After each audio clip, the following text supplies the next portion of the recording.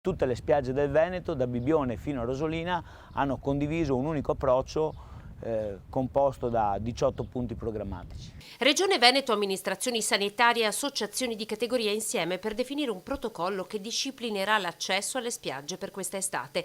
Parola d'ordine: vietato improvvisare.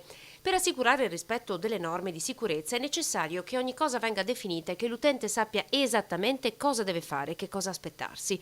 Le spiagge venete si preparano così ad un'estate che non sarà come le altre, ma che per sopravvivere deve necessariamente darsi delle regole. Abbiamo ovviamente ripensato una distribuzione degli spazi per favorire al meglio il distanziamento sociale e quindi un nuovo concept delle nostre spiagge. Ci siamo interrogati sul tema della sanificazione, introducendo importanti proposte da questo punto di vista, e soprattutto il monitoraggio degli accessi attraverso le forme di prenotazione che saranno inevitabili per contingentare la fruibilità e gli accessi alle spiagge venete. 18 punti condivisi con le 3 US di riferimento. I servizi igienici, ad esempio, saranno sanificati e presidiati. Le prenotazioni soltanto online.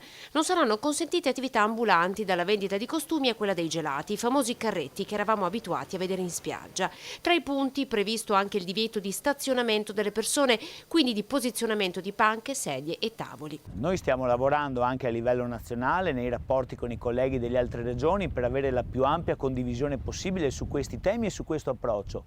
In questo modo crediamo che sarà più semplice avere la disponibilità da parte anche del governo centrale per far valere il peso della nostra regione su quella che sarà la formazione del protocollo sanitario che disciplinerà l'apertura delle spiagge durante la prossima estate. Se queste sono le condizioni per riaprire, Union Mare non si è fatto trovare impreparato. I lavori di manutenzione delle spiagge sono già iniziati e appena sarà consentito, promette la categoria, saranno posizionati gli ombrelloni, ovviamente a debita distanza, gli uni dagli altri.